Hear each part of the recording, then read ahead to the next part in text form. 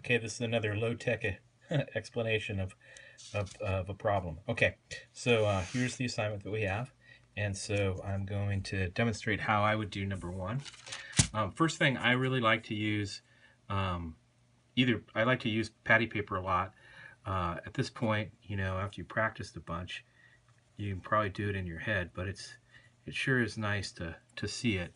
So I'm just setting up my patty paper and putting the axes on there so I can know where I'm moving this around to.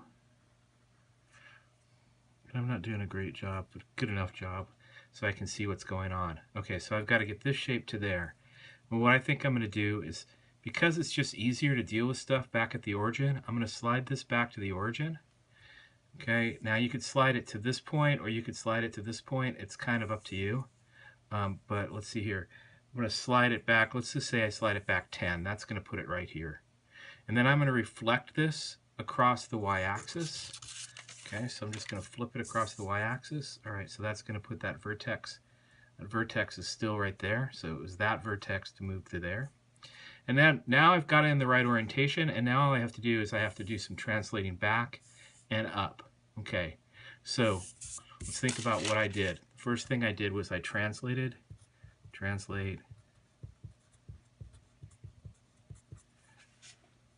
left, just checking you guys can see this, translate left 10 units. So that's going to take this point and it's going to put it right there. Okay, then I'm going to reflect across y-axis.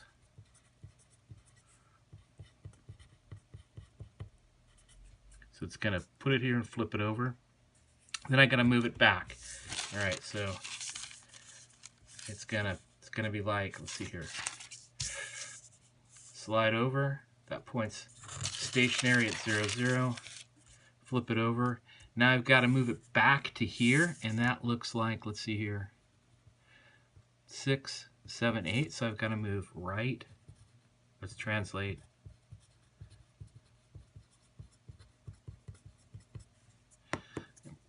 Improve that a little bit, sorry. Translate right 8. And then it looks like once it's here, I've got to move it up 6. Translate up 6. Okay, so my equations. So, see if you guys can still see this. Yeah. I'm starting with xy. And I'm going to do a little bit of shorthand for this. Okay, translate left 10. So x minus 10, comma y. All right. And then what am I going to do?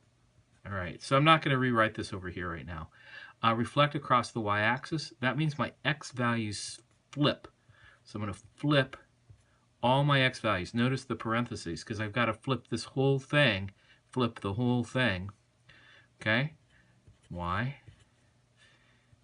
The next thing that I'm going to do is I'm going to move it right 8 and up 6. I'm going to do that in one move, or in one equation writing right here. So minus 10, right 8, up 6. So there is my equation right there for what should take in one step. My equation would be take xy, turn it into this expression, the opposite of x minus 10 plus 8.